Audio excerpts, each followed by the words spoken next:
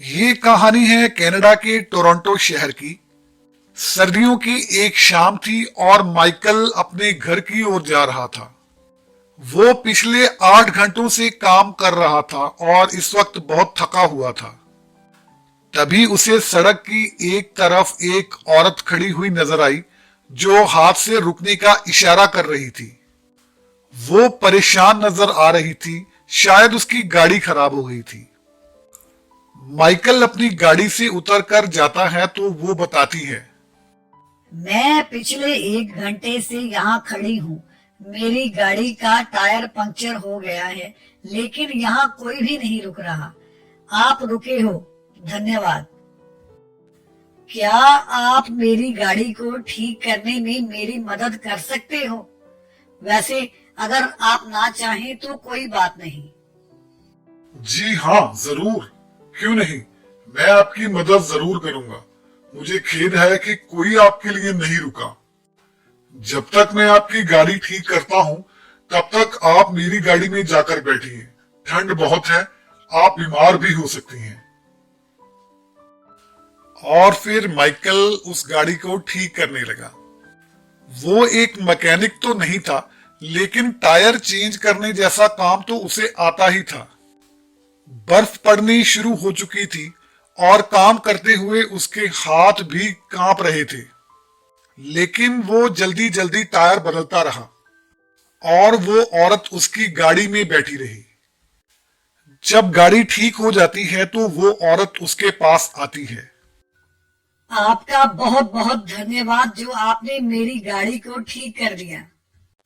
मेरी ओर से प्लीज ये थोड़े से पैसे रख लीजिए। आपने इतनी सर्दी में मेरी कितनी मदद की है। यहाँ तो कोई भी नहीं रुक रहा था, लेकिन आप रुके। आपका बहुत बहुत धन्यवाद गाड़ी ठीक करने के लिए। ये रख लीजिए। अरे नहीं नहीं, ये कैसी बातें कर रहे हो आप। मैंने ये काम पैसों के लिए नहीं किया। आप मुश्किल में थी इसलिए मैंने आपकी मदद कर दी, बस। जैसे मैंने आपकी मदद की, इसके बदले में आप किसी और की मदद कर देना। और जब आप किसी की मदद करो तो उसे भी यही कहना कि वो आगे किसी और की मदद कर दे। बस इससे ज्यादा मुझे और कुछ नहीं चाहिए। आपका बहुत शुक्रिया। ये कहकर माइकल अपनी गाड़ी की ओर बढ़ गया। वो औरत वहीं खड़ी उसे देखती रही और सोचती रही कि ये कितना भला इंसान है जो इतनी सर्दी में भी मेरे लिए रुका। मैं भी जरूर किसी दिन किसी की मदद करूंगी।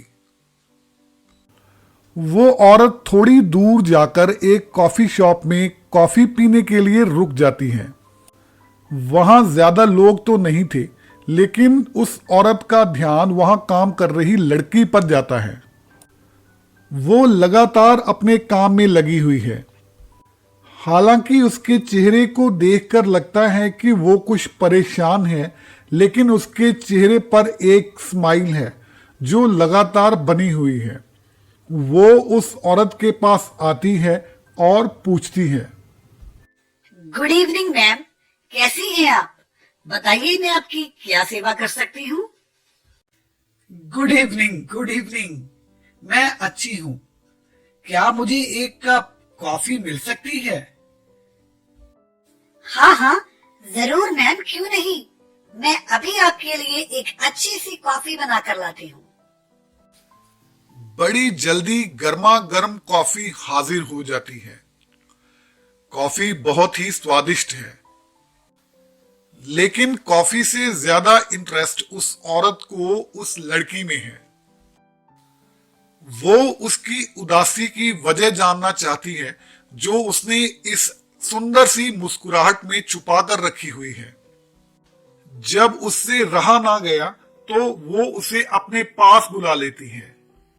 मैं तुम्हें बड़ी देर से देख रही हूँ और मुझे ये महसूस हो रहा है कि तुम्हारी सुंदर सी मुस्कुराहट के पीछे कोई उदासी है।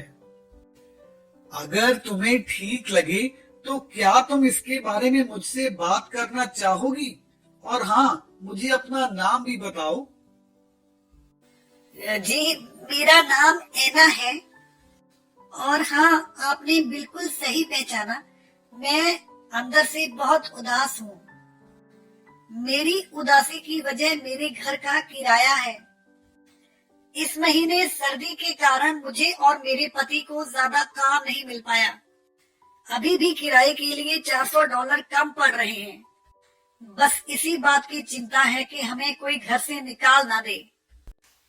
एना की बात सुनकर वो कुछ देर वहां बैठती है, फिर वो उसे बुलाकर $100 का नोट देती है और चेंज लाने को कहती है। एना काउंटर से चेंज लेने जाती है और इतने में वो औरत वहां से चली जाती है। एना चेंज लेकर वापस आती है और देखती है कि टेबल पर वो औरत बैठी हुई नहीं है। अरे, वो मैडम कहाँ चली गई? उनका तो बकाया भी मैंने देना था अभी। वो खिड़की में से बाहर देखने की कोशिश करती है कि अगर पार्किंग में कहीं वो औरत उसे मिल जाए तो वो उसका बकाया उसे दे पाए, लेकिन वो औरत वहां से जा चुकी है। इधर उधर देखने के बाद जब एना का ध्यान टेबल पर पड़ता है तो वो देखती है कि टेबल पर नैपकिन के ऊपर कुछ लिखा हुआ है। वो नैपकिन को उठाती है और पढ़ती है। इस नैपकिन में $400 हैं। ये तुम्हारे किराए के लिए काफी होंगे। मुझे ढूंढने की कोशिश मत करना।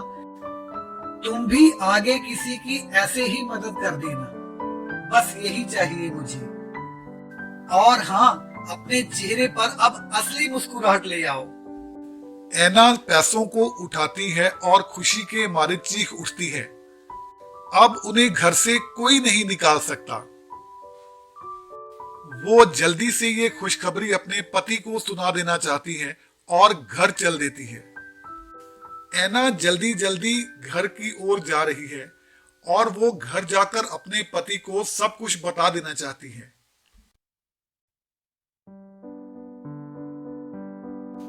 वो जैसे ही अंदर घुसती है तो देखती है कि उसका पति कुर्सी पर बैठा बैठा सुस्ता रहा है।